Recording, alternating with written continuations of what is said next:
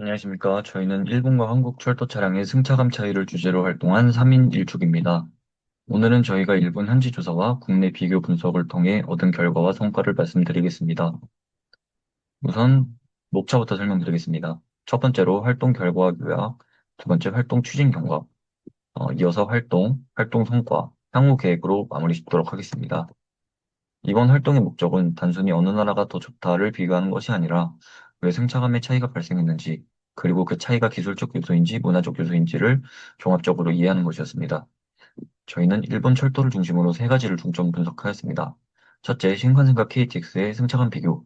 둘째, 이용 비용과 체계. 셋째, 정보 제공 방식과 광고 구성입니다.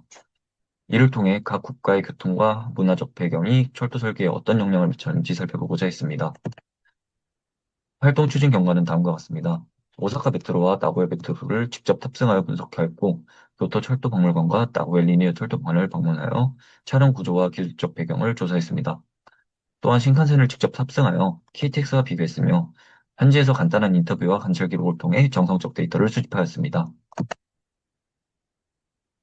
활동 추진 경과에서 이제 활동 계획 변경 사항이 있는데, 처음에는 창문 구조를 비교하려 했으나 일본 지하철의 혼잡도로 인해 측정이 어려웠습니다. 지하철 창문의 경우 승객이 한 명이라도 있을 경우 접근과 측정이 매우 어렵다고 판단을 하여 현장에서 새로운 분석 방향을 지시하였는데요. 바로 어, 손잡이의 형태와 높낮이 구조가 한국과는 다르다는 것을 판단하게 되었고, 이를 심층적으로 분석하고 수집하게 되었습니다. 주요 활동에서는 저희는 탑승 전, 중, 후로 나눠 분석했습니다. 탑승 전에는 궤관과 선로 상태, 전력 공급 방식을 조사했고, 탑승 중에는 좌석 배치, 손잡이 구조, 광고 빈도, 조명과 채광을 관찰했습니다. 탑승 후에는 시민 체감 반응과 체감 요소를 기록했습니다.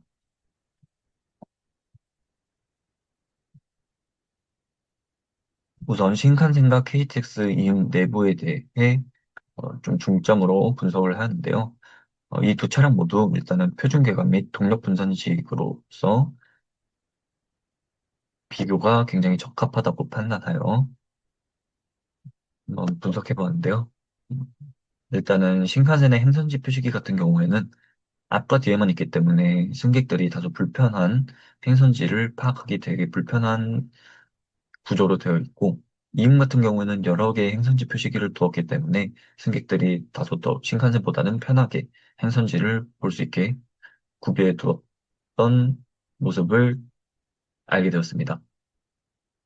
신칸센의 의자수 같은 경우에는 2 더하기 3 배열로 일량당 약 70석을 가지고 있고, KTX 이음 같은 경우에는 2 더하기 2 배열로 약 50석 정도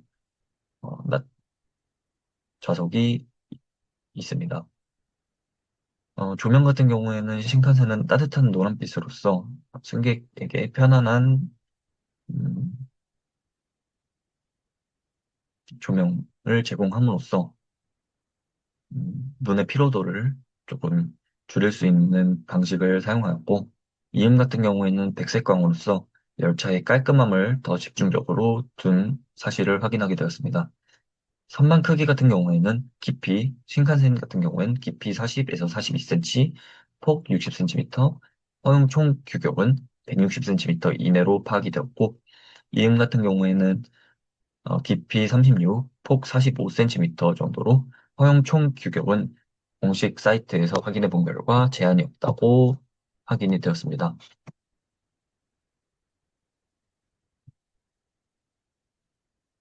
분석 결과 한국과 일본 도시철도에는 뚜렷한 차이가 있었습니다. 한국은 팬터그래프를 통해 전력을 공급받아 비교적 흔들림과 소음이 적은 편이었습니다.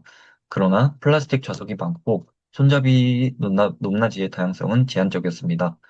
반면 일본은 좌석의 쿠션감이 좋고 좌석 간 경계가 자연스럽게 설계되어 있었으며, 특히 손잡이가 사용자 키에 따라 다양하게 배치되어 있었습니다.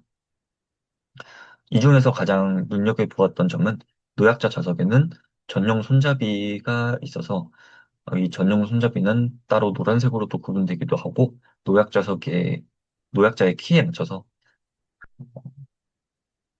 손잡이의 높이를 어, 낮게 채택한 모습이 굉장히 인상적이었습니다. 고속철도 비교에서는 신칸센이 선로에 붙어서 달리는 듯한 안정감을 주었고, 소음도 비교적 낮게 느껴졌습니다. 다만 창문의 크기나 행선지 부분, 표시 부분에서는 앞서 말씀드린 것처럼 다소 아쉬운 점도 있었습니다. KTX는 이와는 다른 체감 특성을 보였으며 구간이나 차량 특성에 따라 승차감 차이가 존재했습니다. 이번 활동을 통해서 저희는 중요한 결론을 얻었습니다. 승차감은 단순히 기술력의 문제가 아니라 사용자 중심 설계와 세밀한 배려라는 결과라는 점입니다. 차량 구조, 전력 공급 방식, 현가 장치 같은 기술적 요소와 함께 좌석 재질, 손잡이 배치, 안내 시스템과 같은 서비스 설계가 함께 고려되어야 진정한 승차감 향상이 이루어진다고 생각하였습니다. 향후 계획으로는 이번 활동에서 도출한 이러한 아이디어를 바탕으로 철도학회 학생 창의작품전에 지원할 예정입니다.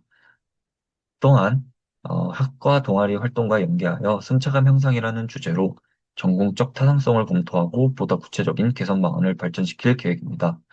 이상으로 저희 발표를 마치겠습니다. 감사합니다.